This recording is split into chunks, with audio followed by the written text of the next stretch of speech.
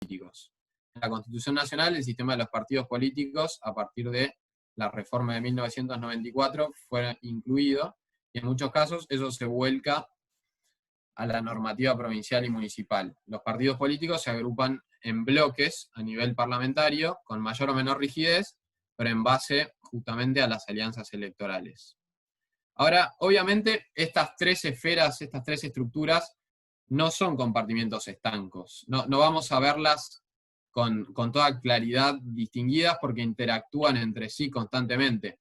Pero es importante tener presente cada una de estas esferas y las distintas consecuencias que van teniendo las acciones en cada una de estas esferas, justamente para entender un poco qué es lo que está pasando en el órgano legislativo. Porque los problemas en una de las esferas pueden afectar al funcionamiento, al correcto funcionamiento de las otras esferas y en consecuencia del cuerpo en su totalidad. Para ilustrarlo de alguna manera se me ocurre un ejemplo. No sé si han tenido la oportunidad de visitar el Palacio del Congreso de la Nación. Del lado del Senado hay un salón que se llama el Salón Ilia, que es donde se desarrollan las reuniones más importantes de comisión, generalmente.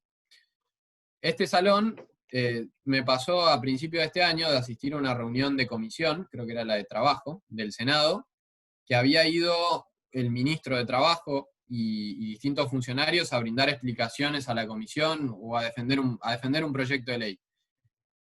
Y me pasó, era febrero, hacía muchísimo calor, el Salón Ilia estaba repleto de gente, y realmente se hacía muy difícil trabajar, seguir la reunión.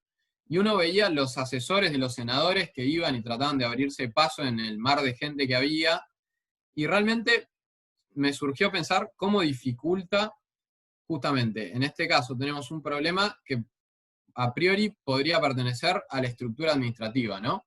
Por ejemplo, la disposición de los salones, la cantidad de empleados presentes en las reuniones, hasta el aire acondicionado, hacía muchísimo calor ese día, distintas cuestiones de orden más bien práctico, pero que de una forma u otra afectan justamente a esta segunda estructura, la estructura legislativa, porque uno veía realmente el clima de la reunión era de fastidio, realmente a las personas se las notaba irritadas, ¿no?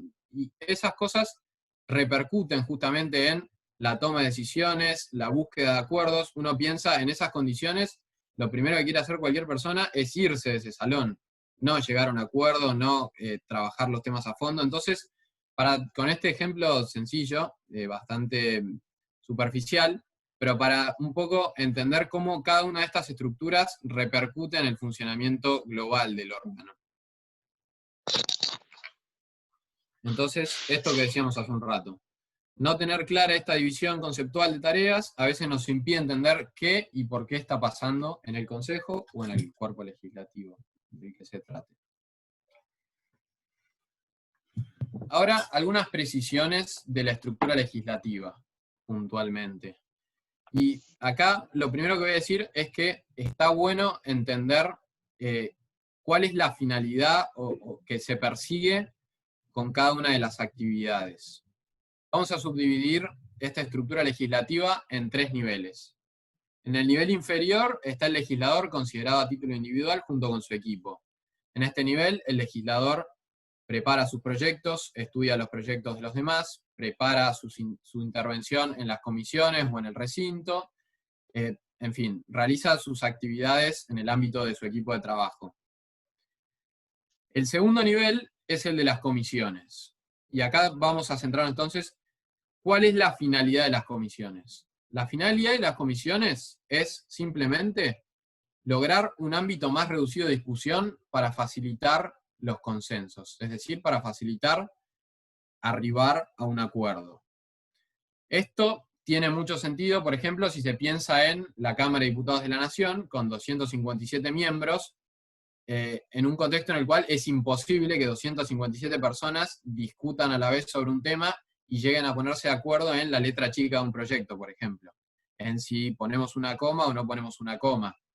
Entonces, lo que se hace justamente es reducir el ámbito de discusión. Obviamente con expresión de los distintos partidos políticos, ¿no? De las distintas fuerzas, de una manera que sea representativa de lo que es la Cámara, si no, no sería eficiente, guardando las proporciones. Pero entonces, ¿por qué digo esto? Porque cuando uno tiene en cuenta que la función de las comisiones es reducir el ámbito de discusión, por ejemplo, en un consejo deliberante que ya de por sí es pequeño, entonces una discusión reducida entre pocos miembros, no necesariamente tiene por qué realizarse la división de comisiones.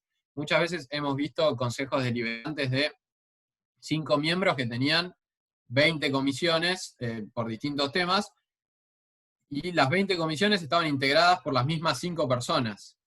Y entonces se reunían los lunes para tratar temas de urbanismo, los martes para tratar temas de presupuesto y hacienda, y así, pero en realidad eran las mismas 5 personas.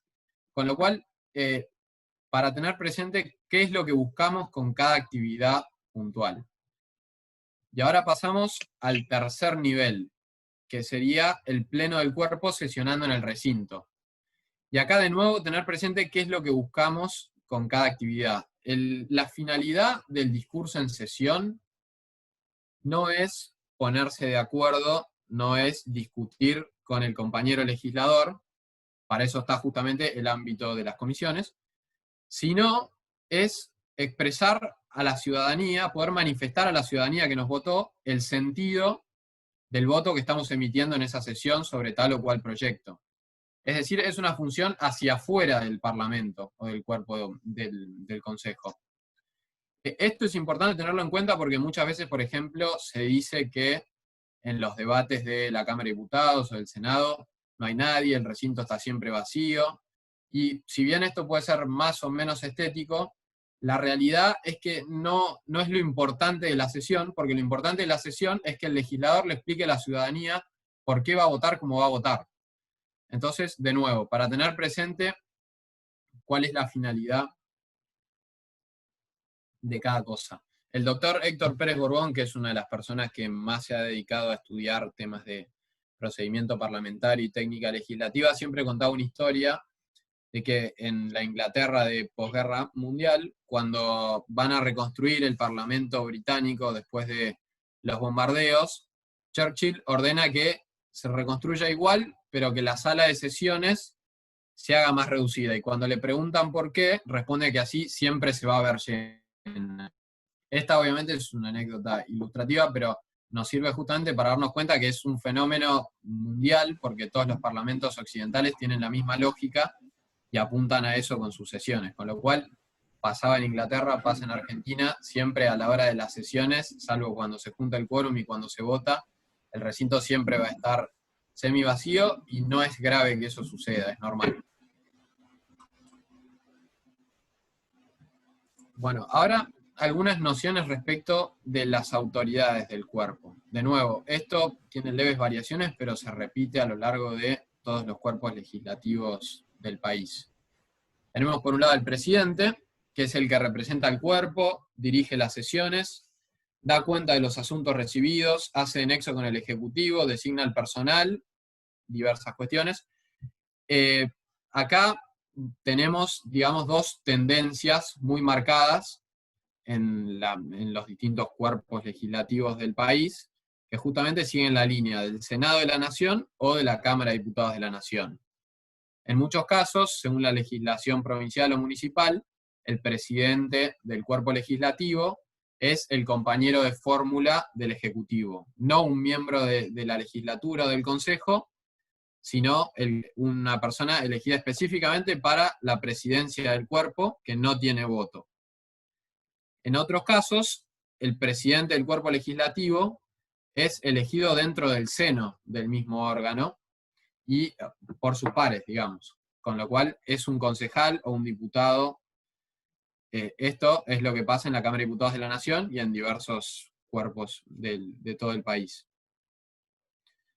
Por otro lado, tenemos el secretario, que es el que ejerce distintas funciones en la sesión, como elaborar el acta, verificar las votaciones, y es responsable de la publicación de todos los documentos. También refrenda con su firma todas las decisiones del cuerpo. Pero acá, de nuevo, vamos a derribar algún mito. Muchas veces se piensa que la máxima autoridad del cuerpo es su presidente. Esto no es así. La máxima autoridad de todo cuerpo legislativo es justamente la reunión de todos sus miembros en el pleno, es decir, sesionando en el recinto. siempre la última palabra la tiene el Pleno. Esto, por cuestiones de practicidad, siempre se delega en el presidente una serie de funciones, como ser estas que hablábamos, representar al cuerpo, dirigir las sesiones, también, por ejemplo, establecer cuáles serán los giros de los distintos proyectos, a qué comisiones irá cada proyecto, distintas cuestiones del día a día, porque obviamente es imposible que para cada temática puntual a resolver haya que hacer una sesión.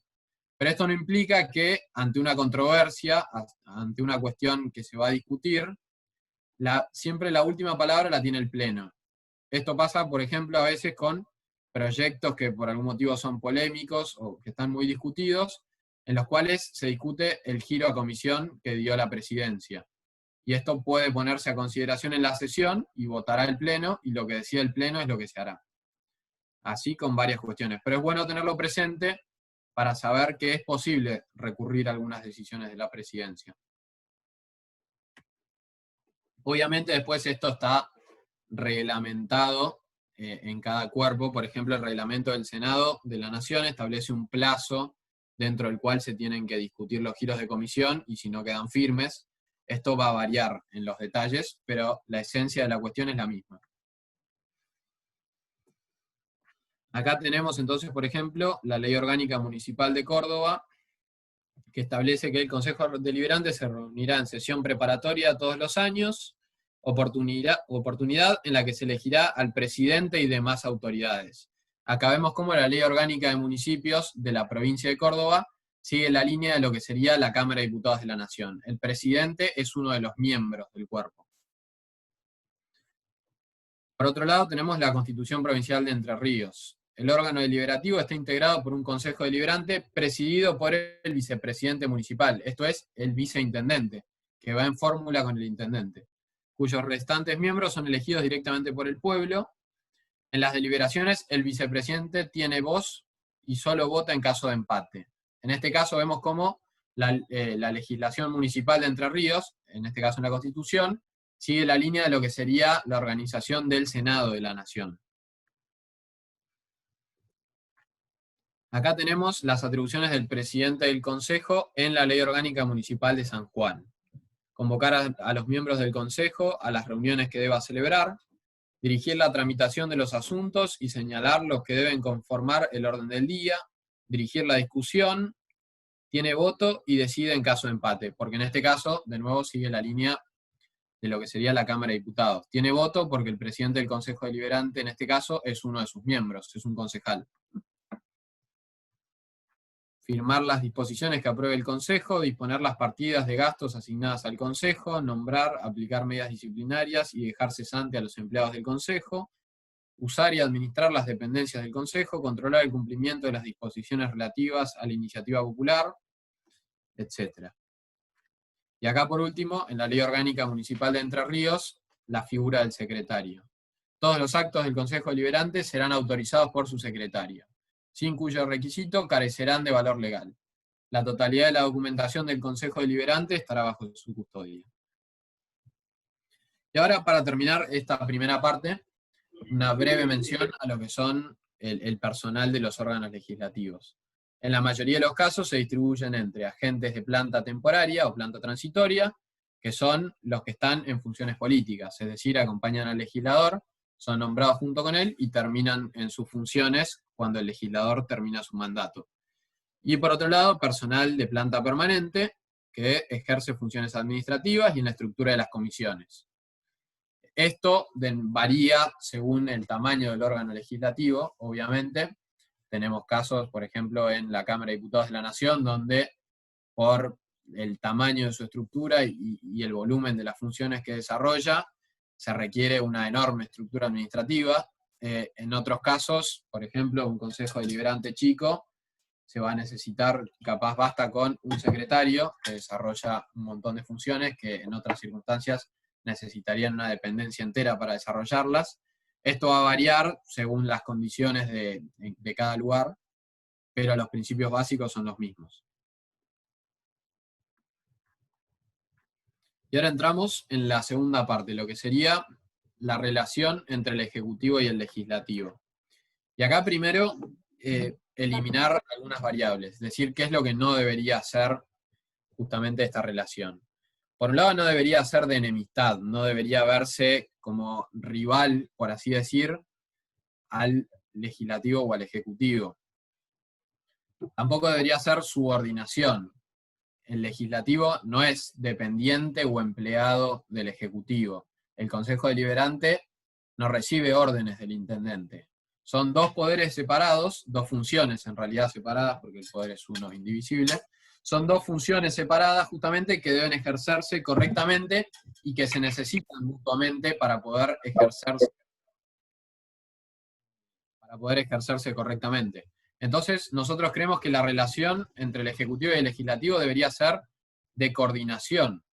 Si se necesitan mutuamente, deben colaborar entre sí justamente para lograr lo que en definitiva es su finalidad, que es el logro del bien común de la comunidad que los eligió.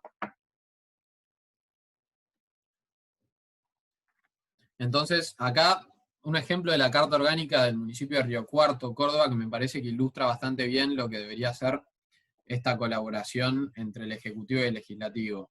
Sinceramente desconozco cómo se lleva en la práctica, pero lo que está plasmado en la norma me parece que está bueno. El intendente convoca a los presidentes de los bloques políticos del Consejo Deliberante y al presidente de este a reunión ampliada de gabinete por lo menos una vez al mes durante el periodo de sesiones ordinarias.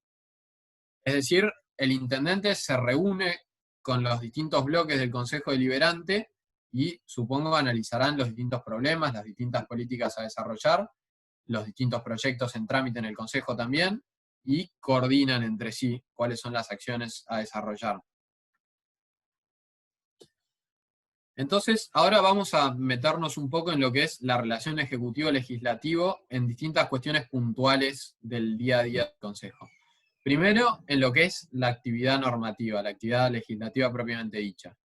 Entonces, iniciativa legislativa. Esto quiere decir que en todos los casos, la cabeza del Ejecutivo, el intendente, el gobernador o el presidente de la Nación, puede presentar proyectos de norma. Por otro lado, el veto. La cabeza del Ejecutivo tiene la atribución de rechazar alguna sanción del órgano legislativo. Y la insistencia, que viene como contracara de eso. El órgano legislativo, a su vez, tiene la atribución de insistir en esa sanción, generalmente con una mayoría agravada, que suele ser 2/3 de la totalidad de los miembros. Por otro lado, la participación en los debates. La cabeza del Ejecutivo, o sus ministros y secretarios, tienen la atribución de hacerse presentes en los debates en comisión o en la sesión y hacer uso de la palabra. Obviamente no pueden votar, pero sí tienen voz en los debates. También muchas veces se los convoca a las comisiones para brindar explicaciones o defender algún proyecto. La reglamentación. El Ejecutivo tiene la atribución de reglamentar las normas que sanciona el deliberativo para hacerlas aplicables a los casos concretos. Y esto tiene un cierto margen de variación. También marca mucho la estrategia que vayamos a seguir nosotros como miembros del deliberativo, si somos o no oficialismo en el Ejecutivo. ¿Qué quiere decir esto? Que si somos oposición y tenemos motivos para creer que los proyectos que nosotros queremos sancionar no van a ser nunca aplicados o nunca reglamentados, entonces tenemos que ser lo más puntillosos posibles en la redacción, cosa de que una vez que sean sancionados, sean inmediatamente aplicables y no tengamos que esperar a la reglamentación, que en muchos casos no va a llegar. En cambio, si contamos con la buena fe del Ejecutivo, no es necesario este tipo de preocupaciones. Pero son detalles que está bueno ir calibrando para entender un poco también a qué apuntamos cuando redactamos los proyectos. Por otro lado, la convocatoria a las sesiones. El Ejecutivo suele tener la potestad de llamar a sesiones extraordinarias o pedir la prórroga de las ordinarias. Ahora, algunas cuestiones de lo que es la función de control. Decíamos hace un rato que la función legislativa viene en franca decadencia en detrimento de la función de control, que sería justamente una de las nuevas no de las nuevas, pero de las más importantes en la época reciente, atribuciones del Poder Legislativo. Esto también es importante tenerlo presente porque muchas veces a la hora de encarar el deliberativo vamos con una mentalidad de sancionar normas y no estamos tan preparados para lo que es la función de control. Entonces, vamos a ver algunos ejemplos. Lo que yo diría, la función, la manifestación más importante y palmaria de la función de control es lo que es el presupuesto y el control presupuestario. A través de la ley u ordenanza de presupuesto, el deliberativo le fija al Ejecutivo los carriles en los cuales debe desarrollar sus políticas, le establece límites de partidas y le establece a dónde tendrá que asignarse prioritariamente el gasto. Es decir, esta es la herramienta más importante que tenemos como concejales o como legisladores. Vamos a tener más adelante en el curso un módulo especial dedicado al tema presupuesto, porque realmente creemos que es importante, pero no quiero dejar de resaltar que justamente esta es diría, la función más importante del poder legislativo, y muchas veces la dejamos de lado por no entender bien los temas financieros o por no animarnos, por así decir, a las planillas de partidas presupuestarias, pero es un tema que es importantísimo profundizar y no dejar vacío, porque todos los lugares se ocupan. Entonces, por un lado tenemos el tema del presupuesto y el control presupuestario, y que no termina con la sanción de la ordenanza o la ley de presupuesto, sino que se continúa justamente con el control de la correcta ejecución de ese presupuesto que sancionamos, porque si no, no deja de ser simplemente una linda norma y nada más que eso. Nosotros tenemos que velar porque se cumpla ese presupuesto justamente que hemos sancionado y que hemos delineado. Por otro lado, siempre se suele requerir la autorización del deliberativo para contraer empréstitos. Pues, como decíamos hace un rato, cuando hablábamos de la función institutiva, se solicita el acuerdo del deliberativo para la designación de diversos funcionarios. Por otro lado, tiene una participación en el juicio político. Obviamente no es lo más común, pero ante un caso palmario de mal desempeño de las funciones, el deliberativo tiene la potestad justamente de plantear esta instancia para remover a la cabeza del Ejecutivo o a distintos funcionarios. Por otro lado, el deliberativo puede aprobar o desechar los distintos convenios que firme el Ejecutivo, en nombre del municipio, digamos. Por otro lado, puede formar comisiones investigadoras para hacer averiguaciones y dilucidar distintas cuestiones sobre el accionar del Ejecutivo en distintas materias. Un caso reciente es la comisión investigadora sobre Lara San Juan, que justamente tenía por objetivo investigar las distintas circunstancias que condujeron a la desaparición del submarino y produjo un informe final. Por otro lado, tenemos la citación de funcionarios y pedidos de informe. Son distintas herramientas para lograr que el Ejecutivo informe o responda por las distintas acciones que realiza y que son muy necesarias para que el deliberativo pueda justamente también plantear correctamente sus proyectos o saber más en detalle por dónde tiene que seguir preguntando. Bueno, eso respecto de la función de control. Y después, otros puntos de contacto son, por ejemplo, la cefalía. Generalmente la cabeza del deliberativo es quien asume el Ejecutivo ante la muerte o incapacidad definitiva de la cabeza del Ejecutivo. El bloque oficialista es un punto de contacto interesante porque, si bien es miembro del deliberativo, es aliado del Ejecutivo, con lo cual cumple un rol fundamental a la hora de construir consensos. La aceptación de renuncia y licencias del intendente y la autorización para que éste se ausente del territorio. Acá tenemos un ejemplo de lo que es la Ley Orgánica de Municipios de Santa Fe, donde entre las atribuciones del Consejo Deliberante se establece acordar al intendente permiso para ausentarse del municipio por un término que no exceda de los 30 días. Bueno, hasta acá entonces con la relación ejecutivo-legislativo. Vamos ahora a un pantallazo de lo que son las competencias legislativas. Esto es un tema que es muy importante conocer a fondo y que hay que tener presente a la hora de legislar para saber realmente si tenemos o no tenemos la atribución para sancionar la norma que estamos proponiendo.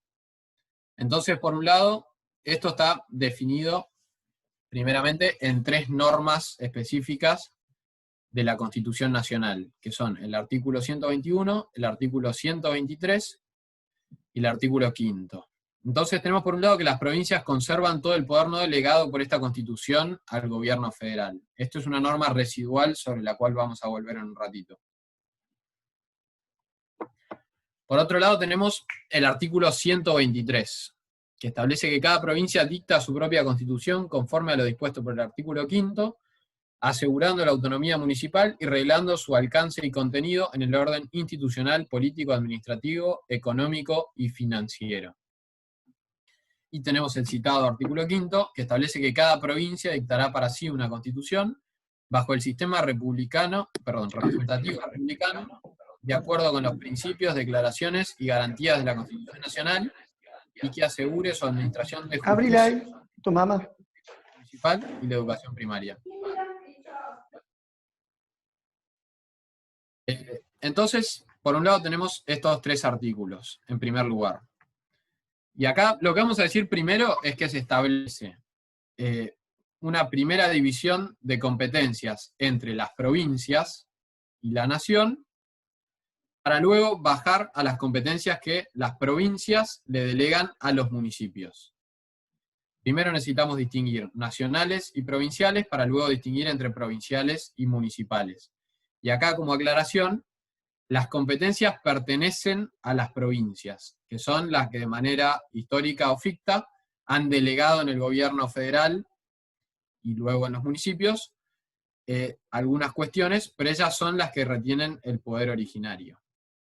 Entonces, para empezar primero en lo que es la delimitación de competencias entre provincias y nación. Tenemos, en base a la regla del artículo 121, competencias de 4 tipos. Las que son delegadas por las provincias a la nación, las que son conservadas, es decir, no delegadas por las provincias a la nación, retenidas por las provincias, las que son concurrentes y las que son compartidas. Entonces, por un lado tenemos las competencias delegadas a la nación. Es el artículo 75 de la Constitución Nacional, que tiene varios incisos en los cuales se detalla la competencia del Congreso de la Nación como órgano legislativo del gobierno federal. Por otro lado, el artículo 126 de la Constitución Nacional, que son facultades prohibidas expresamente a las provincias.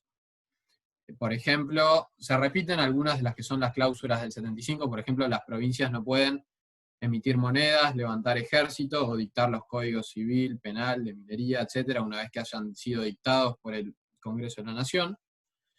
Tenemos el artículo 114 de la Constitución Nacional, que es la ley que regula el Consejo de la Magistratura, y la reglamentación de todos los derechos comprendidos en estas competencias que hace un ratito enunciamos. Entonces, estas serían las competencias delegadas por las provincias en la nación. Por otro lado, tenemos las competencias conservadas por las provincias, es decir, no delegadas. Dictar su propia constitución, los impuestos indirectos, leyes procesales y la educación primaria, la creación de regiones para el desarrollo económico, los poderes de policía e imposición sobre establecimientos nacionales en su territorio, la reglamentación de los derechos comprendidos en todas estas competencias conservadas, y vuelvo al primer inciso de esta diapositiva, que es todo el poder no delegado en la nación. Esto es una norma residual, porque establece que como justamente la regla es la competencia provincial y la excepción es la delegación de algunas competencias en la nación, todo lo que expresamente no esté delegado en la nación sigue perteneciendo a las provincias. Es decir, si no está escrito, no está delegado expresamente, pertenece a las provincias. Por lo menos esto es lo que vamos a decir a priori, en primera instancia. Por otro lado, tenemos las competencias concurrentes entre la nación y las provincias. Son las competencias que pueden ser legisladas, las distintas materias que pueden ser legisladas por ambas jurisdicciones. Entonces, el artículo 41 de la Constitución Nacional nos habla de las cuestiones ambientales, donde la nación dicta los presupuestos mínimos y las provincias las demás normas para aplicar justamente estos presupuestos mínimos. A su vez, este artículo lo que tiene interesante es que sí prevé facultades específicamente municipales, porque habla de los poderes locales, que a su vez reglamentan ciertas cuestiones ambientales. Por otro lado, las contribuciones indirectas del artículo 75, inciso 2, los derechos de las comunidades indígenas, y lo que se llaman las cláusulas de prosperidad y progreso, que son distintas cuestiones relativas al desarrollo económico y social. Entonces, estas competencias son concurrentes, es decir, pueden ser legisladas tanto por la nación como por las provincias. Por último, tenemos las competencias compartidas. ¿Qué quiere decir una competencia compartida? Que requiere una doble decisión para su ejecución. A diferencia de las concurrentes, que pueden ser legisladas por la nación o por las provincias, en este caso necesitan una decisión de ambas instancias. Los dos ejemplos más sencillos son la coparticipación, que es lo que se llama una ley convenio, sancionada por el Congreso, pero a su vez ratificada por cada una de las legislaturas provinciales, o la creación de nuevas provincias que requieren, por un lado, una sanción del Congreso de la Nación, y por el otro, del asentimiento o ratificación de las legislaturas de las provincias en cuyo territorio se erigiría la nueva provincia. Bien, entonces ya hecha esa delimitación entre competencias nacionales delegadas en la nación y conservadas por las provincias, teniendo en claro cuáles son las competencias conservadas por la provincia, a su vez podemos bajar al nivel municipal. Entonces, dentro de las competencias conservadas por las provincias, cada provincia elige delegar algunas competencias en sus municipios y conservar otras. ¿Con qué normas podemos ver cuáles son estas competencias delegadas a los municipios? Tenemos, en primer lugar, la Constitución Provincial, que suele tener una sección, título o capítulo relativa al sistema municipal y cuáles son las atribuciones del municipio. Por otro lado, la Ley Orgánica Municipal, sancionada por la legislatura provincial, nos da también la pauta de las distintas materias que pueden ser reglamentadas por el Consejo Deliberante. Y por último, la Carta Orgánica Municipal, que en algunos casos puede dictar el municipio. Digo en algunos casos porque hay 4 provincias, si no me equivoco, que son la provincia de Buenos Aires, Santa Fe, Mendoza y otra más que ahora se me escapa, que no tienen prevista justamente la sanción de una carta orgánica por parte de sus municipios.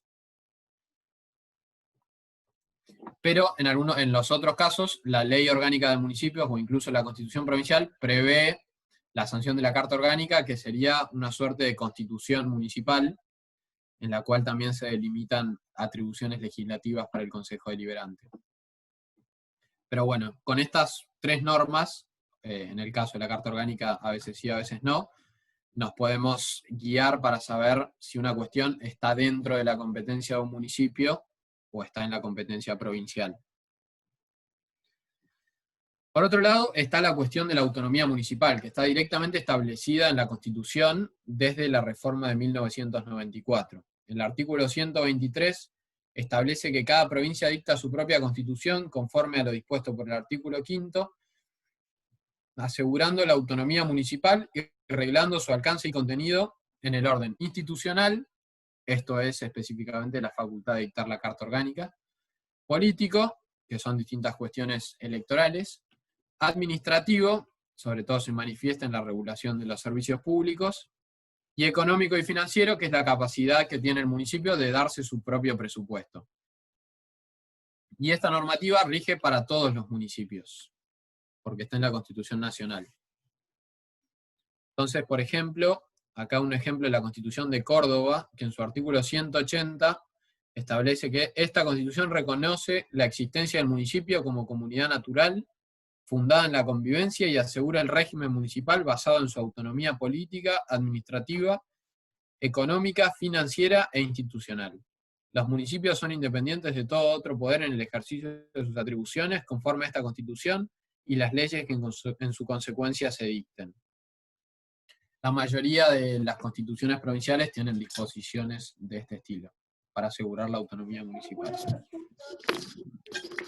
La cámara es una pija, así no se puede estar.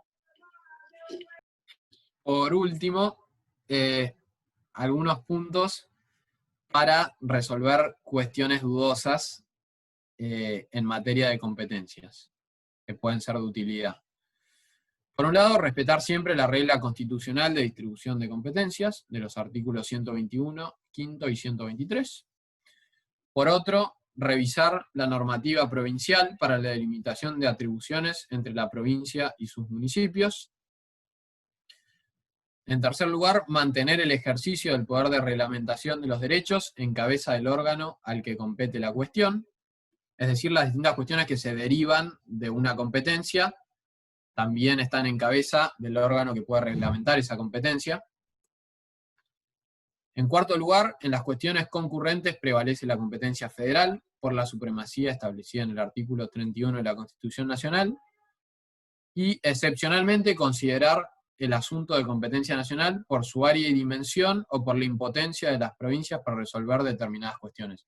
Esto es lo que se llama el criterio de Ollanarte y puede ser tenido en cuenta también como un criterio útil para resolver estas cuestiones. Bueno, y hasta acá llega mi presentación. Acá en esta diapositiva tienen nuestro mail, el teléfono fijo. No se los recomiendo porque estamos trabajando todos desde nuestras casas, pero también les dejo mi WhatsApp por cualquier duda en la que pueda ser de utilidad. Muchas gracias, Agus. La verdad que estuvo muy buena la charla. Ahora, a continuación, vamos a seguir con la segunda parte del curso de hoy, que lo va a dar Alejandra Esbetas. Ahora comparto la pantalla. Ale, no sé si estás por ahí.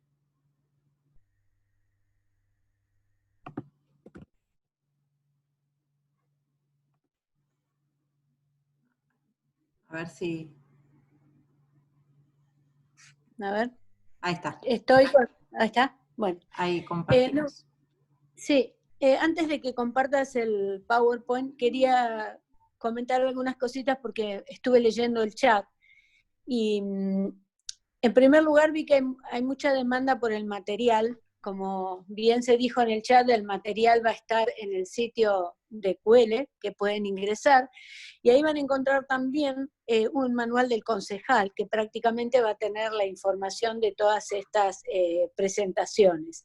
Por supuesto que estamos a disposición para completar cualquier otra información que no encuentren ahí, pero creo que para los que están muy ansiosos, ahí hay mucho material, hay informes sobre temas, hay material de tipo didáctico, hay una caja de herramientas para los concejales, así que bueno, creo que va a ser de ayuda. También hubo una cuestión que manifestó Karina Zavala, de si había algún lugar para subir los proyectos. Entonces le pido a Agustín, si está por ahí, que les cuente cómo vamos a hacer eso a partir de ahora, porque estuvimos trabajando en ese tema durante esta cuarentena. Agus, ¿lo podrías contar? Se los cuento brevemente, de todas formas, después lo podemos charlar también, tienen mi número, así que lo podemos charlar bien en detalle. Pero a grandes rasgos, sí, esta es una necesidad que hace rato que teníamos presente, justamente para darle un tono más participativo a lo que es la plataforma y justamente de difusión de la actividad que esté realizando cada concejal y cada legislador, porque entendemos que es algo que, por un lado, sirve a todos para enriquecerse de las distintas ideas que circulan, y por el otro, para justamente poner en valor el trabajo que realiza cada equipo en cada municipio y cada legislatura, con lo cual lo que resolvimos fue, armamos una sección en nuestra página web, donde dice justamente proyectos legislativos, y a su vez, esa sección tiene referencia de cada legislador que nos pasa sus proyectos y está linkeado a una carpeta de Google Drive que compartimos justamente con cada equipo, donde cada uno puede ir cargando sus proyectos.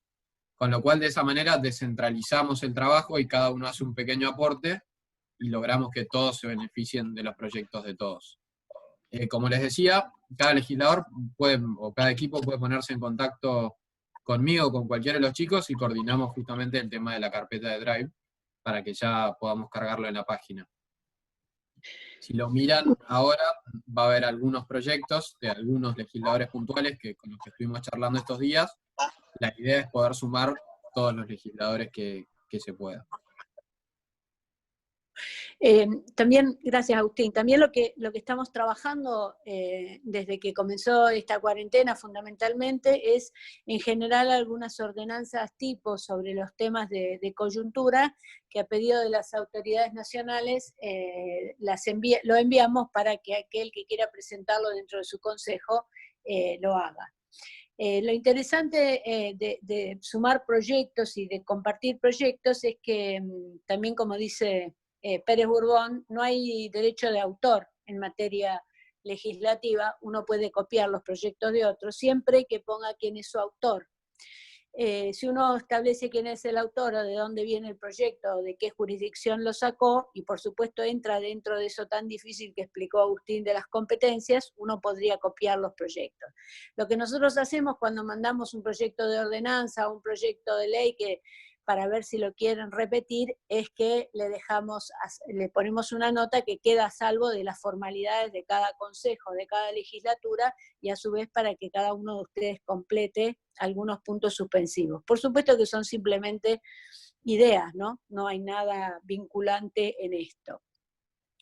También, mientras Agustín hablaba, alguien preguntó, porque Agustín bien dijo que la autoridad más importante o la superior de un órgano legislativo es el cuerpo reunido en el plenario, no su presidente. Su presidente tiene funciones por delegación, su vicepresidente también, y las tiene establecidas en los reglamentos internos.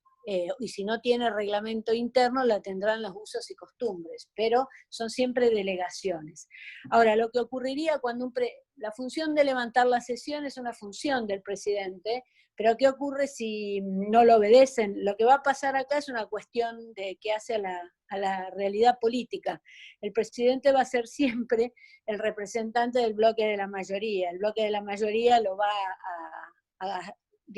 va a aceptar su decisión, entonces va a ser muy difícil, salvo que tenga una rebelión completa, que no se levanten de la sesión. Pero ¿por qué quise tocar este tema? Lo quise tocar también por una reflexión de estos días, que hay una tendencia muchas veces, inclusive dentro de nuestro partido y demás, de judicializar muchas cuestiones parlamentarias. La Corte tiene dicho, a pesar de que hay un fallo posterior que da lugar a una situación diferente, de que una vez que está decidido por el voto de la mayoría, como corresponde, y se trata de una cuestión que es de competencia del órgano, no se mete dentro del funcionamiento del órgano legislativo.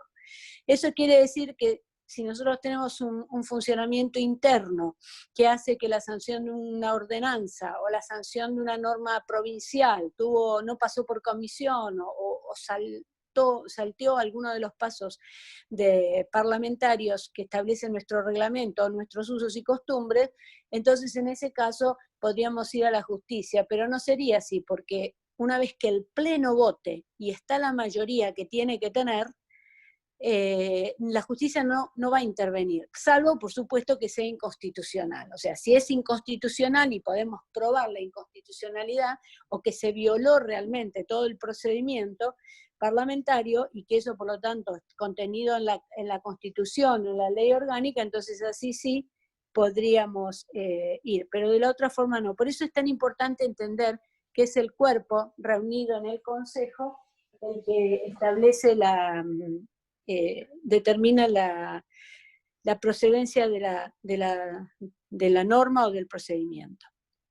Después alguien más habló, y ya voy a entrar en lo mío, pero alguien más habló de digesto. Flavia dijo, nosotros tenemos digesto. Eso es algo muy importante. No tenemos pensado dentro de este curso trabajar sobre el tema digesto, pero sí tenemos elementos como, si ustedes quieren consultarlo o quieren saber cómo hacer un digesto, podemos ayudarlo. Y finalmente, la última parte de lo que estuvo comentando Agustín de las competencias y atribuciones es tal vez lo más importante que tenemos que conocer, pero tal vez es lo más tedioso y lo que menos ganas, más complicado parece. para empezar hay que decir que nosotros no, como legisladores, ya sea concejal, legislador provincial o legislador nacional, no se puede mover ni puede actuar si no tiene en su mano la Constitución Nacional. Si está a nivel provincial, la provincial, y si está a nivel local, la nacional, la provincial, la Carta Orgánica o la Ley de Municipalidades. Y tiene que recurrir siempre ahí. Ahí está la respuesta a la mayoría de las cosas. Lo que pasa es que a veces es igual que el tema de los reglamentos. ¿Vieron cuando uno compra un lavarropas que usa un solo programa? Bueno, hay que mirar los otros 15 programas porque adentro de estos instrumentos está. ¿Es difícil? Es muy difícil. No es para nada fácil. Muchas cuestiones se van a complicar. Puede ser, y ha pasado, que una ley nacional tenga un artículo que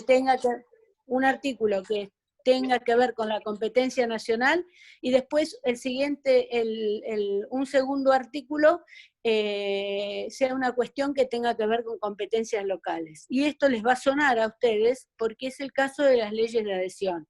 Cuando les llega una ley de la nación que les dice que solicita a las provincias adherirse. Bueno, hay que estudiarla bien, porque hay cosas a las que hay que adherir y cosas a las que no es necesario adherir porque son competencias propias provinciales, y aparte, en aquellas cosas que se les solicita la adhesión, la provincia o el municipio puede decidir no adherir y hacer su propia norma. Por eso es arduo, es árido, tiene muchos incisos las normas, constitucionales, tanto nacionales, provinciales, como las cartas orgánicas, pero hay que tener siempre presente, cuando uno va a redactar un proyecto hay que ver si está dentro de la competencia que se atribuye a la jurisdicción donde se encuentra su órgano legislativo. Bueno, ahora sí podemos arrancar, después si quieren hacemos otras preguntas.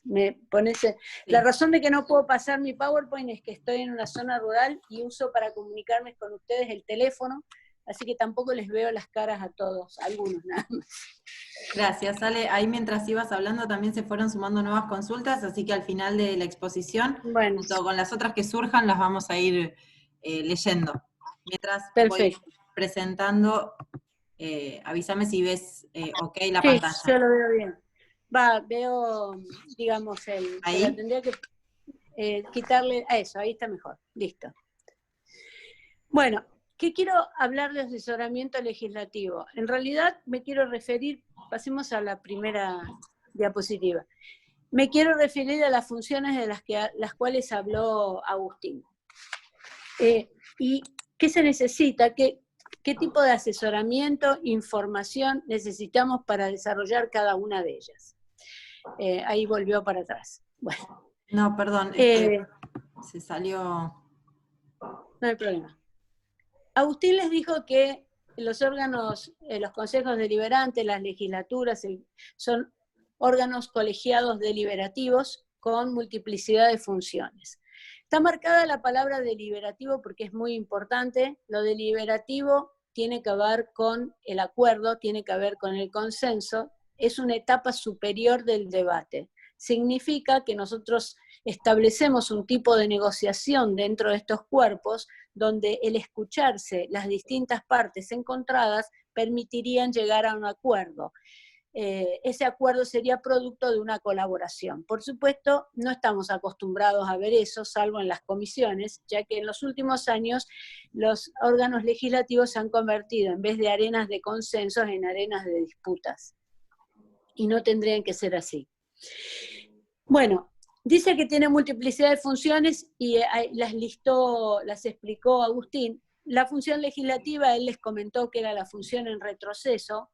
Parece difícil entender esto, pero lo es desde el año 1950 en el mundo. Y tal vez lo que nos pasa a nosotros, que tuvimos demasiados años sin Congreso, y aparte de los años sin Congreso, donde no nos pudimos practicar el tema, tenemos un periodismo que mide la rendición de cuentas de los órganos legislativos por la cantidad de proyectos. Entonces, divide la cantidad de proyectos por el sueldo del concejal o del COSI y calcula que no trabajó, no hizo nada o demás. Quiero dejarles una sola cosa con esto. y lo dije el otro día en una reunión porque me tiene muy impactada y no lo había pensado antes. Un importantísimo filósofo y científico argentino, Werner Goldschmidt, alemán-argentino, que es el autor de la teoría realista del derecho, él dijo que la existencia de demasiadas normas, es decir, si nosotros legislamos continuamente y llevamos adelante lo que se llama, producimos una contaminación o una hiperlegislación, cuando eso ocurre, somos absolutamente conscientes, o deberíamos serlo, que el ciudadano común no puede, por más que le pongamos una norma en el código que diga que se presume que conoce toda la normativa, sabemos que es imposible que la conozca. Lo que Goldschmidt pensaba, y lo pensaba en el año 1958 en la Argentina, así que calculen ustedes, era que en realidad la hiperlegislación era una forma atenuada de tiranía, decía, porque sabía que de una forma u otra estaba sojuzgando al ciudadano, ya que en algún momento el ciudadano iba a ser, digamos, la autoridad iba a poder sancionar al ciudadano porque seguro que alguna norma estaba incumpliendo. Eso me quedó muy grabado y lo estoy repitiendo cada vez que puedo porque me parece que tenemos que tenerlo en cuenta, y si nos miden por la cantidad de normas que producimos, explicarles que no se trata de eso, sino que se trata de llevar felicidad a la gente y se trata de resolver problemas, y no, por eso lo que decía Agustín, de la necesidad de buscar soluciones alternativas. La función más importante es la de control, como dijo Agustín, la de vinculación. Elizabeth Nori, por ejemplo, dijo que en su consejo había participación ciudadana a través del presupuesto participativo y la banca ciudadana. Exactamente, de eso es lo que hablábamos. Y también ustedes saben que a nivel nacional y en algunas legislaturas los particulares pueden presentar proyectos aunque no los traten, y después está todo el tema de la iniciativa popular, la consulta, la doble lectura y demás, que con una consulta intermedia que lleva a que la ciudadanía participe. En la función educadora quería comentar algo a lo que decía Agustín, que además de educar a la ciudadanía para que pueda participar, y en esto entramos dentro del concepto de deliberación, un concepto que manejaba de democracia deliberativa, que era sobre la cual escribió Carlos Nino, también otro filósofo y jurista argentino muy importante en la época del primer gobierno democrático, en la época de Alfonsín. Para poder argumentar, para poder participar, hay que saber. Y si nosotros a la gente la traemos para que la consultamos de algo, pero no le explicamos cómo funciona el órgano legislativo y de qué se trata lo que nosotros estamos diciendo, entonces, o queremos que participe, entonces la respuesta que vamos a obtener es prácticamente inútil. Y les doy un caso. A mí me tocó, porque soy grande ya y tengo más de 32 años en el Congreso, el tema de la mal llamada consulta del Beagle, que no fue una consulta porque no fue hecha, fue antes de la reforma del 94, no había y demás. ¿Y qué pasó con la consulta? Los que éramos asesores y estábamos en las comisiones que trataban el tema del Beagle, nos llegó a cada una de nuestras oficinas, calculen que no había nada digitalizado, cajas y cajas de expedientes para leer, de mapas y de dictámenes para poder entender. Y sin embargo a la gente se le preguntó si estaba a favor o en contra. Y ahí lo único que generamos es una cuestión emocional. De sí o no, de tipo, no, yo estoy de un lado, estoy del otro, cuando en realidad por eso la función educadora del órgano legislativo es tan importante. La mediación de conflictos se va a hacer cada vez más importante en los tiempos que vienen, aunque ya lo es. Pasamos a la otra. Ahora, para cada una de estas funciones me tengo que preparar. Y cuando yo hablo de asesoramiento legislativo, algunos de ustedes me dirán, sí, pero yo soy yo solo. Bueno, no se trata, no es un problema ser yo solo. La mayoría de nuestros legisladores está solo.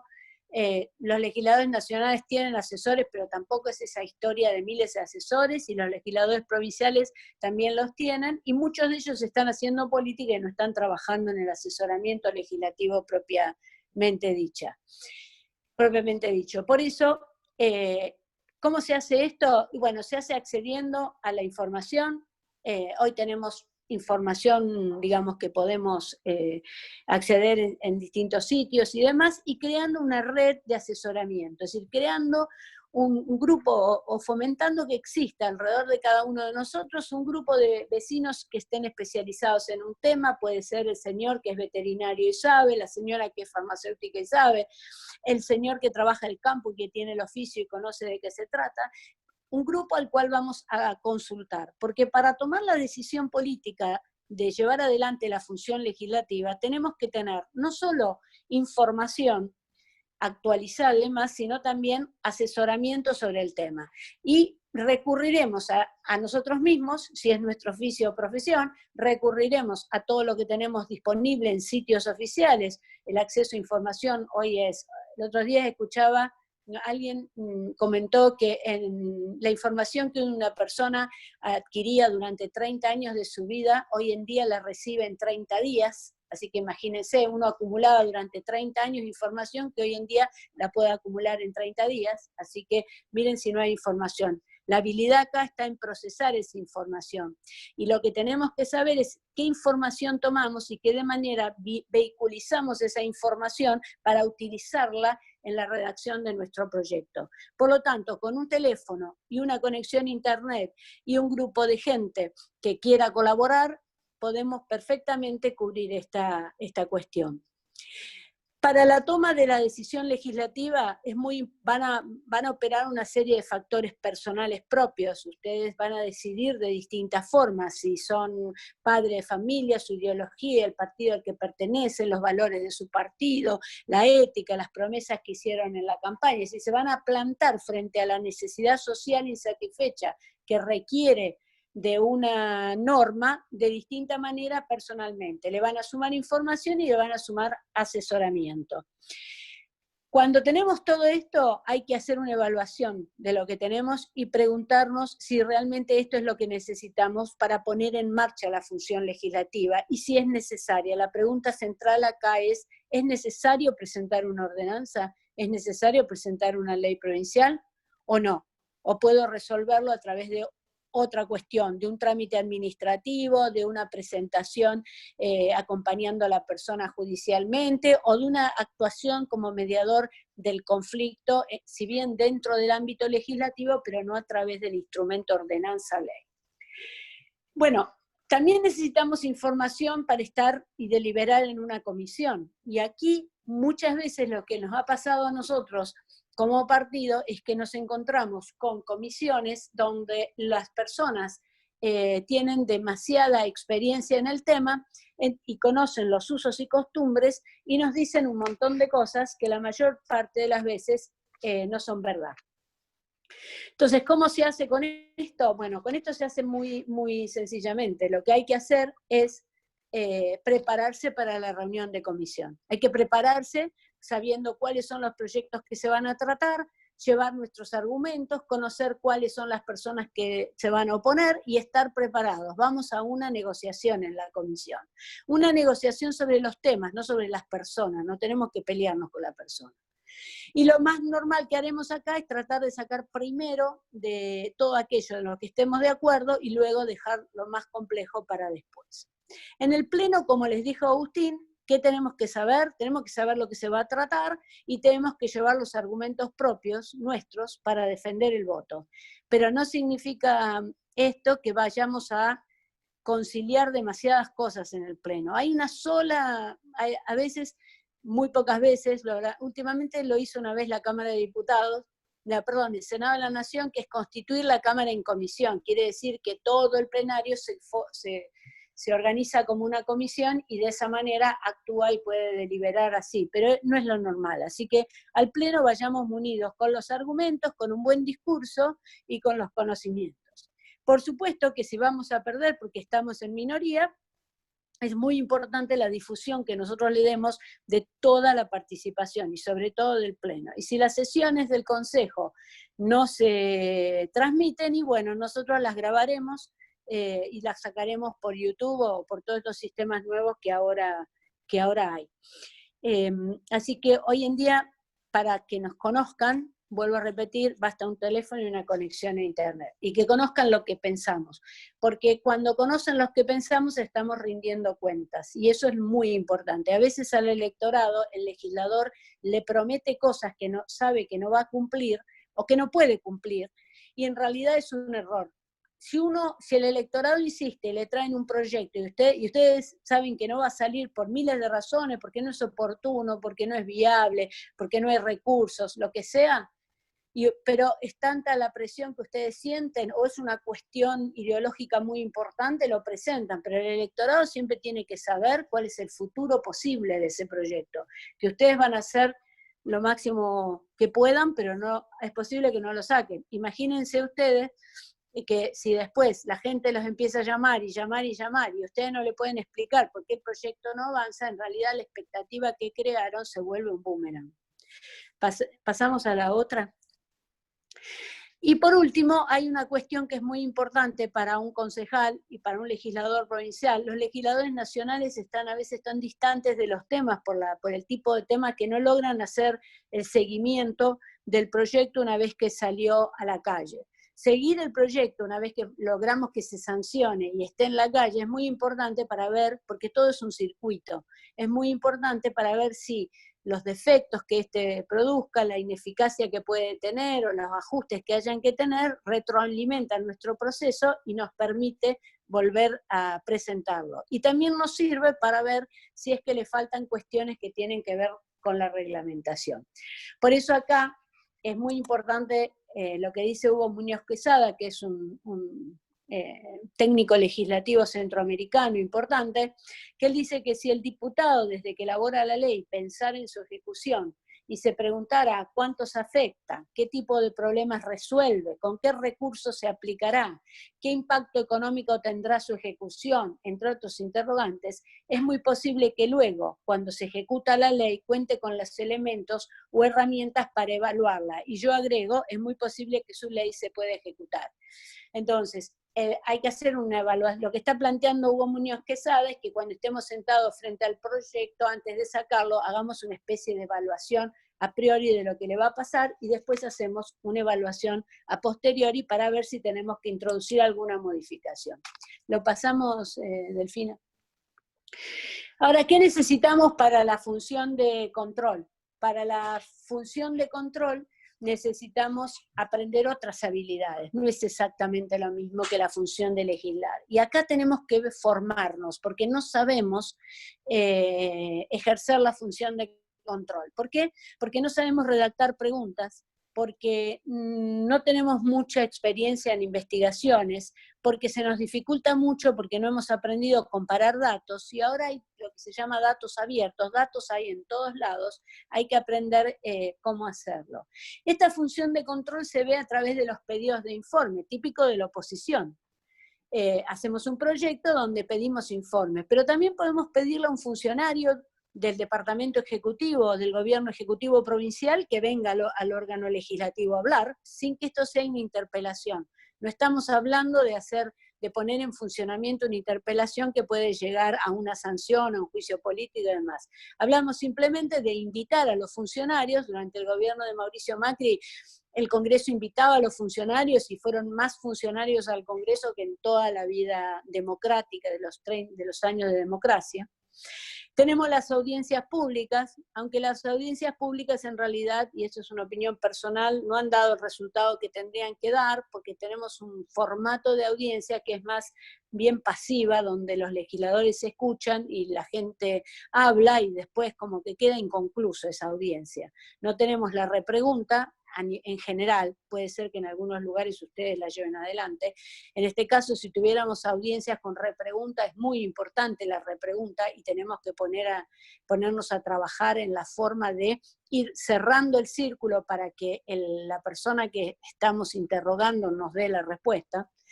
Bueno, después tenemos sanciones como el juicio político y algo central sobre lo cual les avisó Agustín que estamos trabajando. Ustedes van a tener, si nos siguen hasta el final, va a haber un curso, una clase o reunión sobre ejecución presupuestaria.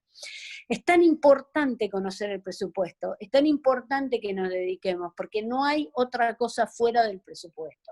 Si nosotros fuimos parte de la sanción de un presupuesto nacional, provincial o local, que dice que no va a haber plata para X cosas, no nos matemos después presentando proyectos para que se hagan esas cosas, porque nosotros ya votamos un proyecto donde decimos que no va a haber recursos económicos para eso. Y también es muy importante saber hasta dónde se puede avanzar en materia presupuestaria, porque lamentablemente tenemos presupuestos absolutamente concentrados en la asistencia social, en el pago de la deuda externa, en cuestiones que son inamovibles. Entonces, tal vez se nos ocurre el superproyecto, pero nunca vamos a tener la posibilidad de financiarlo. ¿Pasamos al otro? Bueno, quiero terminar con... no, me falta este. Función de vinculación. También habló Agustín, la función de relación con la gente, y acá hay que tener también otras habilidades, que ya no son como las legislativas, ni son como la función de control, sino que aquí lo que debemos ser capaces es de identificar las demandas del electorado, que pueden ser demandas insatisfechas, que las descubrimos nosotros o que ellos las traen. También puede ser que nos encontremos frente a demandas articuladas, ya sea por un grupo de presión, en este caso no es más sencillo identificar el tema, pero los centrales poder identificar de qué se trata. Estar de acuerdo si vamos a motorizar, porque está dentro de, digamos, tomamos la decisión política de llevarlo adelante, pero ahí tenemos que ver qué tipo de proyectos de ley vamos a tener que desarrollar. Y lo que es muy interesante hacer en esta etapa, pero a nivel nacional se hace poco, a nivel local posiblemente más, y que es el tema de discutir la presentación de este proyecto con los grupos o personas que ya nos acercan digamos, la inquietud. Porque eso nos permitiría tener un cierto grado de acuerdo en cuanto al apoyo popular. Si nosotros vamos con un proyecto que sea más o menos acordado previamente. Si ustedes leen algún libro de técnica legislativa, van a ver que esta etapa la llaman prelegislativa, o sea, la etapa anterior a la redacción del proyecto. Es muy importante después controlar el avance de proyectos que pueden afectar a nuestro electorado, porque no se trata solo de producir normas, sino también de parar normas. Bueno, ustedes lo han visto en el último tiempo. Hay que hacer un gran trabajo para parar aquellas normas que en realidad afectan a nuestro electorado. Y luego hay que hacer el vínculo que permite transmitir a la ciudadanía acerca al Ejecutivo acerca de la demanda ciudadana. Por último, y para terminar, así dejamos para las preguntas, pasamos al otro, que es la Fundación de Mediación. Esta es una función que se ve mucho, por ejemplo, en el Congreso Nacional. Esto se ve mucho cuando se trata de cuestiones que lleva adelante la Comisión de Trabajo, donde reúne a los sindicatos, a los empresarios y demás, y resuelve algunas cuestiones. Se ha visto en muchos proyectos, cuando, por ejemplo, hay que hacer mediaciones para el pago de determinados subsidios, y por ejemplo hay quienes quedaron afuera y no van a ser comprendidos por la ley y demás. En este caso hay que entender el problema bien, hay que identificar, y esto es muy importante, cuáles son los verdaderos intereses, porque a veces se alegan razones que no son el verdadero interés. Esto se ve mucho en mediación, los que hayan trabajado en mediación, ya sea como abogados o en mediación pública, conocen, saben de qué hablo. Hay gente que dice una cosa, pero que en realidad el interés es otro, y entonces para poder llegar a la solución o mediar en este conflicto, hay que identificar cuál es el verdadero interés y aclarar las alternativas posibles para la solución, porque puede haber varias. Hay que ser creativo, como dijo Agustín, pero muchas veces logramos la satisfacción del electorado o de los representados con identificando soluciones alternativas y haciendo gestiones. Hacer gestiones no está mal, fue durante muchos años considerado algo negativo porque estaba unido al clientelismo, digamos, pero no es así. uno puede hacer gestiones con total honestidad, transparencia, registrando todas las veces que uno acompaña a una persona a ver un funcionario, registrando, digamos, teniendo fotografiando todas las actividades que uno realiza y pudiendo dar y rendir cuentas de lo que se trata. Bueno, hasta aquí llegamos, nos quedan 15 minutos, 14 para preguntas, así que vamos Agustín y yo para contestarlo. Muchas gracias, Ale. Muchas gracias, Agustín, también. Hubo varias preguntas que fueron surgiendo a lo largo de tu exposición. Yo se las voy a ir haciendo, algunas las fuimos recopilando y juntando cuando tenían que ver con los mismos temas. Y después, bueno, entre ustedes vayan eligiendo a ver quién elige responder o quién desea responder. Hubo varias consultas al principio, mientras estaba Agustín también haciendo su exposición, respecto del rol del viceintendente, ¿no? Que no es un cargo que no está en todas las cartas orgánicas municipales, y bueno, ¿cuál es el rol que tiene en el Consejo Deliberante y a nivel institucional, si es que hay, o es algo que queda a consideración de cada provincia y su municipio?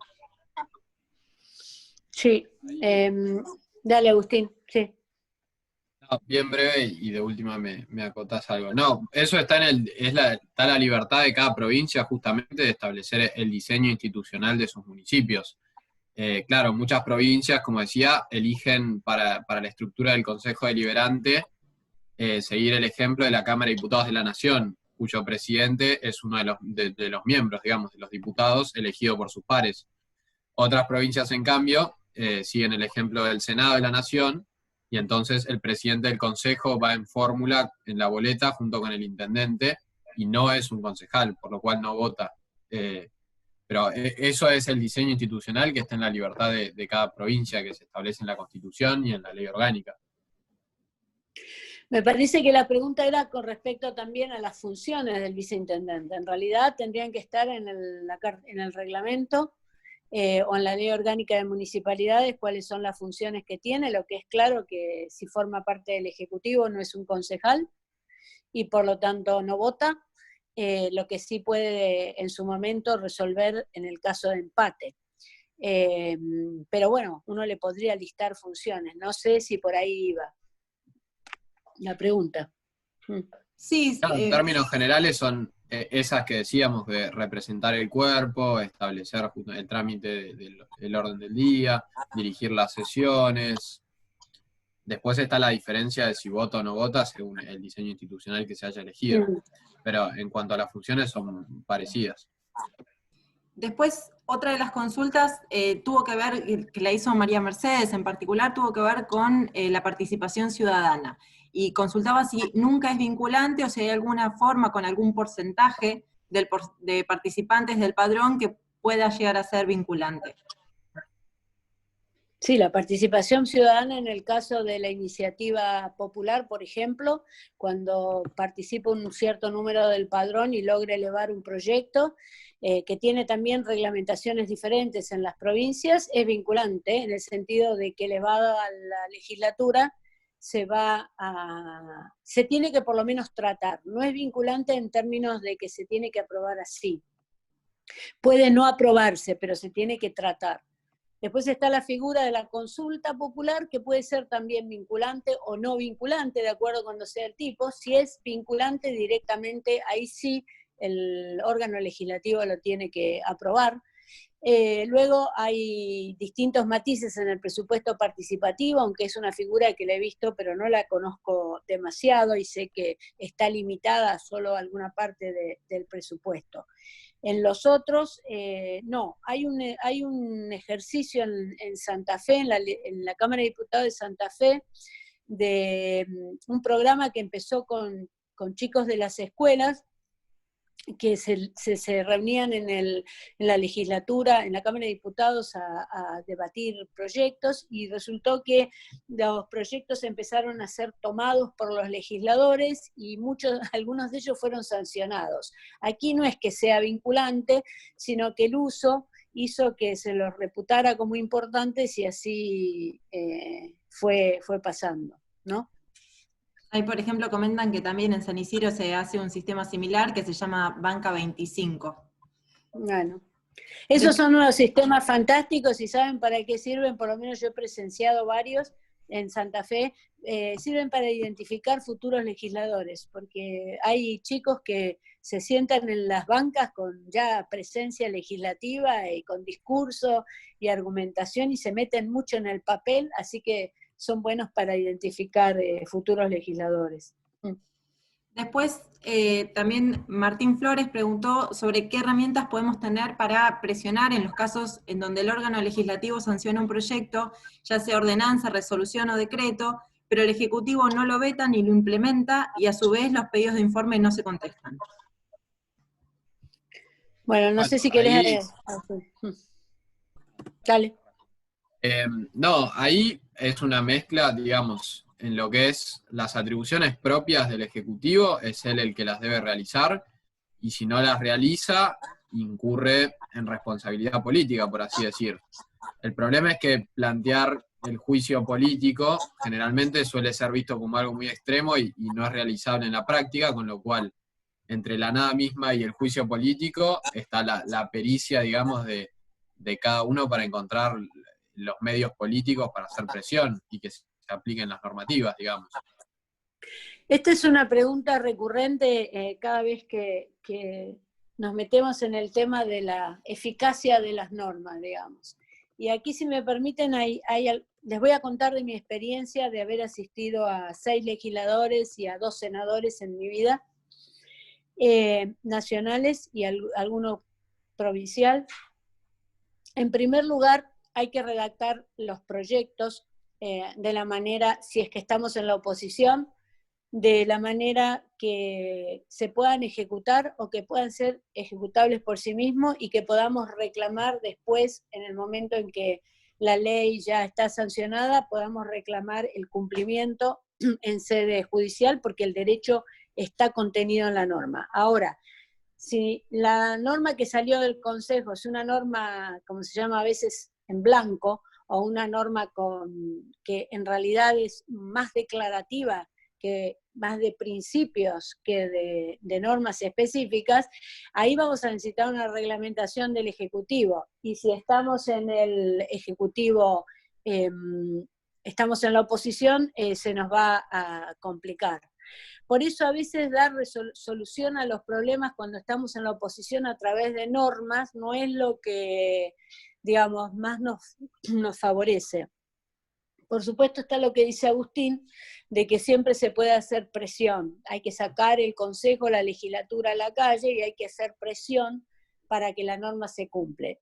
Porque llegar a las sanciones políticas es bastante más complicado, y sobre todo que cuando vamos a estar demandando esto, seguro que estamos en la minoría. Entonces se nos complica toda esta cuestión, ¿no? Perfecto. Después, por ejemplo, en referencia a algo que hoy hiciste mención vos, Alejandra, hoy, respecto de la judicialización en temas legislativos, acá María Laura Centurión preguntó a qué se le llama recurso legislativo, porque dice que en un Zoom de legisladores de Juntos por el Cambio dijeron que se presentó un recurso legislativo por el DNU de aislamiento. No, recurso legislativo no, se va a dar un recurso judicial. No creo que eso no está bien. No sé a qué se referían. A mí no me gusta, la verdad que yo he trabajado bastante en Perú, y en Perú uno de los problemas que tenían era que empezaron de a poquito y terminaron judicializando todo el funcionamiento del órgano legislativo nacional y eso lo llevó a tener un lío que dependían prácticamente de decisiones judiciales para poder avanzar en todas las cosas. Yo creo que las cosas del legislativo se arreglan en el legislativo. Lo que se arreglan en el judicial, y lo que deben haber plantado es un recurso, habrán planteado un amparo por el tema de que, bueno, que no se puede tener a la gente adentro si no se ha declarado el estado de sitio o alguna cosa por el estilo. No existe algo así como el recurso legislativo, no existe. Algo de lo que ya se comentó y comentaste vos antes, Ale, era el tema de los digestos, el digesto a nivel nacional y el digesto a nivel provincial. y acá uno de los comentarios fue si no es tiempo de hacer un poco una depuración de las leyes en todos los niveles nacionales, provinciales y municipales. No sé si querés agregar algo. Sí, me encanta porque es el tema que más me gusta. En realidad hay un digesto nacional, se depuraron 25.000 leyes nacionales y quedaron en un número de alrededor de 3.000. Ese digesto está actualizado y sancionado por ambas cámaras del Congreso de la Nación, o sea que es ley, al 2015. Hay una media sanción de una actualización del digesto del 2015 al 2017, que está en el Senado esperando la sanción del Senado. Eso quiere decir que si actuáramos como corresponde, solo tenemos en nuestro país funcionando vigentes 3.000 leyes. El resto es una gran cantidad de normas que están dando vuelta y que están o que derogadas, o que han caducado, o que se les ha vencido el plazo, o que se le ha cumplido el tiempo, el plazo que establecían o una condición. Eso quiere decir que cada vez que estamos en el ámbito nacional o en el ámbito provincial y queremos consultar legislación, tendríamos que consultar el digesto, que está subido en la página del Sistema Argentino de Informática Jurídica de SAIJ, y que también está subido en Dirección de Información Parlamentaria del Congreso, que se puede entrar por el sitio web. Nadie hace eso, nadie consulta esa base de datos. Y muchas veces estamos trabajando o derogando o modificando leyes que no están más. Porque la única legislación aprobada por ley que existe en la Argentina hasta 2015, o sea, desde 1853 a 2015, es la del digesto aprobado en el 2015. En nivel provincial hay muchas provincias que tienen digestos, pero esos digestos no están hechos como muchos de ellos, salvo el de Neuquén. Una persona especialista en digestos que se puede leer es Ana Valle, Fermín Ubertone. Muchos digestos provinciales no son digestos, porque el digesto es una consolidación normativa, o sea, yo tengo las normas y saqué todo aquello que está vencido y después lo que está derogado, caducó o está vencido y después yo consolidé. Quiere decir que yo en algunos casos tuve que de alguna manera acomodar algunas normas para poder, como he derogado artículos entre medio y demás, para poder tener un texto coherente y armónico. Y lo que pasa es que eso no se ha hecho en las provincias. Lo que llaman digesto en las provincias son recopilaciones. Quiere decir que junté todo lo que había. Junté, si tenía 5.000 normas, 5.000 normas, pero adentro no consolidé, o sea que no sé efectivamente cuál está vigente o no. Un ejemplo de que no es un digesto es si lo que ustedes consultan tiene la ley de presupuesto. Un digesto no debe incorporar jamás las leyes de presupuesto, porque las leyes de presupuesto pierden su efecto una vez al año. Entonces son leyes temporales, no son leyes permanentes. Así que si quieren saber si es un digesto o no, fíjense si tienen la ley de presupuesto. Después, gracias, Ale. Carlos Álvarez, que es concejal de Cañuelas, preguntó con respecto al control de la ejecución presupuestaria. Yo sé que después más adelante vamos a tener un curso sobre esto, pero él pregunta si fuera del periodo de rendición de cuentas, ¿cómo puede hacer para controlar la ejecución presupuestaria y si lo puede hacer mediante pedido de informes o hay alguna otra forma? Sí, a nivel nacional se puede hacer porque los datos presupuestarios de ejecución están online con un desfasaje de 1 o 2 días. A nivel provincial es más complicado, sí, tendría que hacer pedidos de informe y también podría hacer acceso a la información. O sea, pedir que le den los datos que el gobierno, el departamento ejecutivo se los tendría que abrir. La obligación sería que estuvieran abiertos, o sea, que él pudiera poder entrar directamente en algún sitio que estuvieran proporcionados como datos. Desde CUELE vamos a preparar ahora un pequeño kit para acceso a la información, transparencia y manejo de datos, y este tema va a estar incluido en eso. Ya nos están quedando unas pocas preguntas, pero una de las consultas tiene que ver si las secretarías legislativas de los consejos o de las legislaturas provinciales pueden en mesa de entrada rechazar proyectos por cuestiones de forma. Y dan el ejemplo de, por ejemplo, un proyecto de declaración que más que un tono declarativo lo escribe con un tono imperativo, si es correcto que desde mesa de entrada se lo rechacen o deben aceptarlo e ingresarlo igualmente. No, se lo tienen que aceptar, la que lo va a rechazar es la comisión después o el pleno.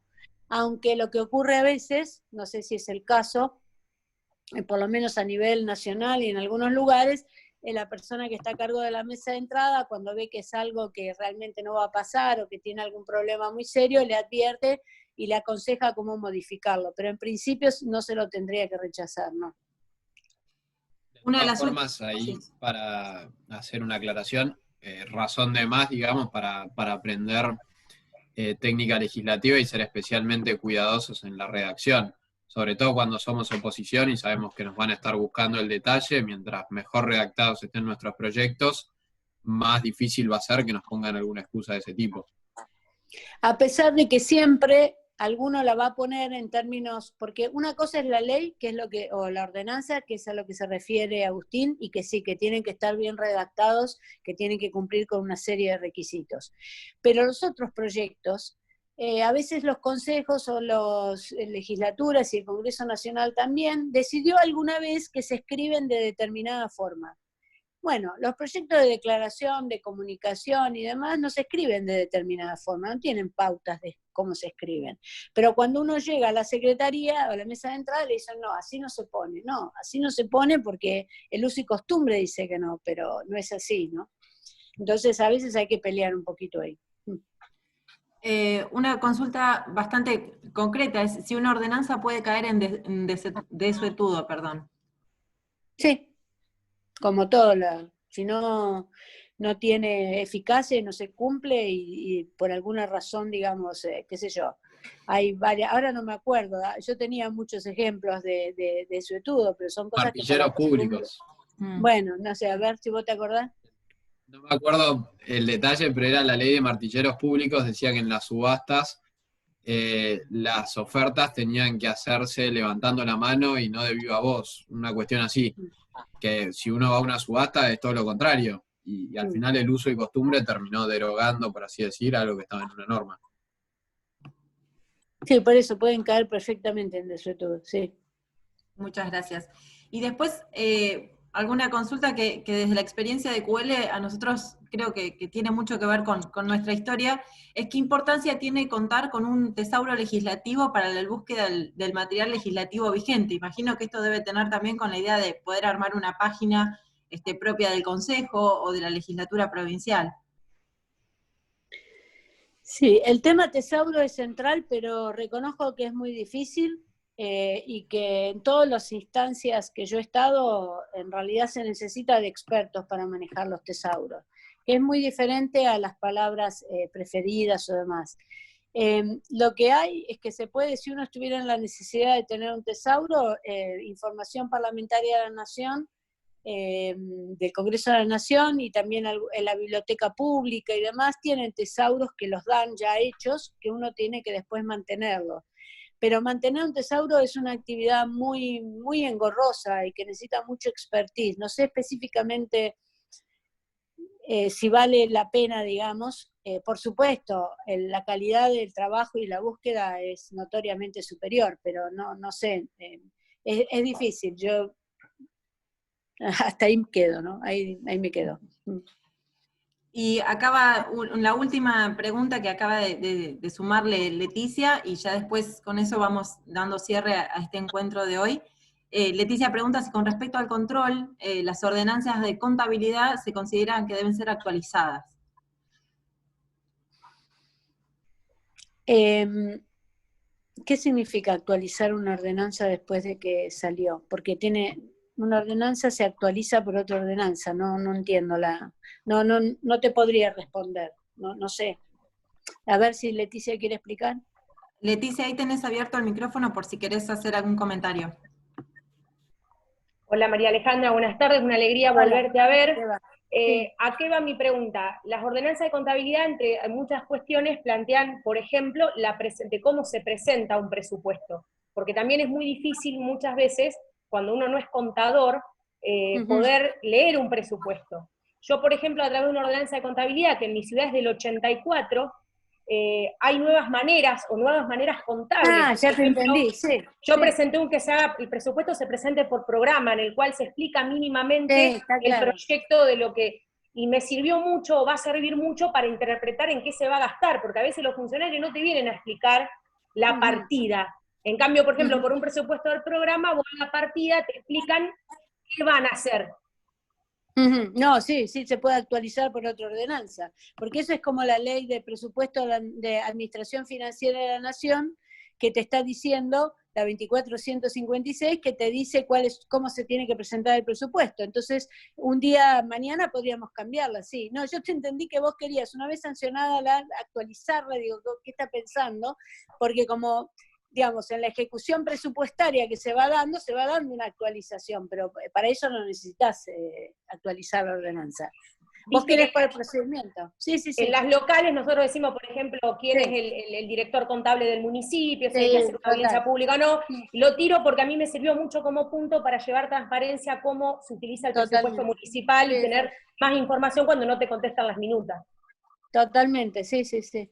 Para sumar, algo que está bueno es agregar algún anexo con la ubicación del gasto según la ubicación geográfica. Eso también suma bastante para graficar bien en dónde, en qué puntos se están gastando las distintas partidas. Es algo que se implementó durante la gestión anterior a nivel nacional. Bueno. Muchísimas gracias a todos, muchísimas gracias a Alejandra y Agustín. Simplemente recordarles a todos los asistentes que han estado hoy, que este es el primer encuentro de un ciclo de charlas que va a durar hasta noviembre, que va a tener de los más variados expositores y profesores, así que los invitamos a que nos sigan acompañando. Recuerden que también una vez finalizado todo el ciclo, los participantes que cumplan con el 70% de la asistencia van a recibir un certificado de participación con las firmas del director de la Escuela de Dirigentes y de la presidenta del partido a nivel nacional, Patricia Bullrich, y recordarles que el próximo encuentro va a ser el lunes 27 de julio. Ahí alguien consultaba si los encuentros iban a ser siempre los lunes a esta hora, y sí, van a ser siempre así, salvo en caso de que algún lunes sea feriado, entonces en eso se traslada al día siguiente, al martes siguiente, y en el próximo encuentro van a estar de vuelta Alejandra Esbetas e Ignacio Millet, y van a trabajar un poco el tema de procedimiento legislativo y etapas en la elaboración de un proyecto de ley y ordenanza. Los invitamos a seguir sumándose, y muchísimas gracias a todos por la participación y la atención en este encuentro. Gracias, Delphi, por la moderación.